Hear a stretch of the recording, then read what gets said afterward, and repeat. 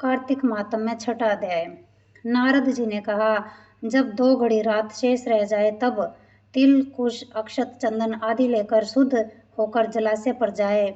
नहर की अपेक्षा नदी में स्नान से 10 गुना फल मिलता है और नदी की अपेक्षा संगम पर स्नान करने से 10 गुना फल मिलता है और तीर्थ पर स्नान करने से इन सब से दूना फल होता है।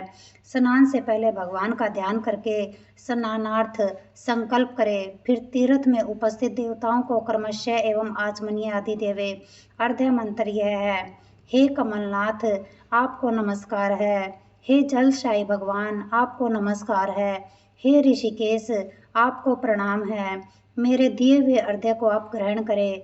बैकुंठ, प्रयाग और बद्रिका आश्रम में जहाँ कहीं भगवान विष्णु गए वहाँ उन्होंने 3 प्रकार से अपना पैर रखा था। वहाँ पर ऋषि, वेद और यज्ञों के सहित समस्त देवता मेरी रक्षा करते रहे। हे जनार्दन, हे दामोदर, हे देवेश, आपको प्रसन्न करने के लिए मैं कार्तिक पक्ष में विधिवत प्रातः स्नान कर रहा हूँ। आपकी कृपा से मेरे समस्त पाप नष्ट हो जाए। हे हरे, कार्तिक मास में व्रत तथा विधि पूर्वक स्नान करने वाला मैं अर्घ्य देता हूँ। आप राधिका सहित ग्रहण करें।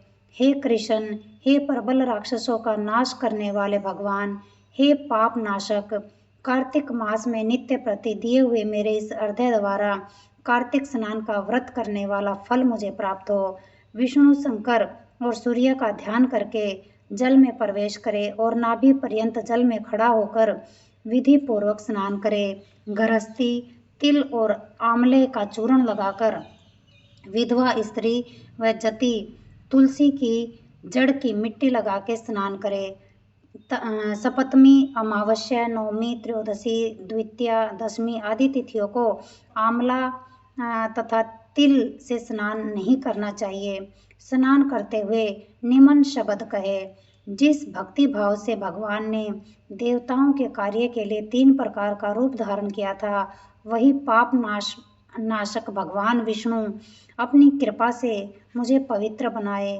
विष्णु जी की आज्ञा से कार्तिक व्रत करने वालों की ये सारे इंद्र आदि देवता रक्षा करते हैं, अतः वह मुझको पवित्र करे। बीजों, रहस्यों तथा यज्ञों सहित वेदों के मंत्र, कश्यप आदि ऋषि, इंद्र देवता मुझे पवित्र करे। गंगा आदि सभी नदियों, संपूर्ण तीर्थ, 7 समुद्र और समस्त जलाशय मुझको पवित्र करे। अदिति आदि सभी नारियों, यज्ञ, सिद्ध, सर्प, सब औषधियों, तीनों लोगों के पर्वत मुझे पवित्र करे। इन शब्दों को कहकर स्नान करने के पश्चात व्रती हाथ में पवित्री धारण करके देवता, ऋषि, मनुष्य तथा पितरों का विधिवत तर्पण करते समय जितने भी तिल तर्पण में रहते हैं उनसे वर्ष पर्यंत व्रती के पितृगण स्वर्ग में वास करते हैं।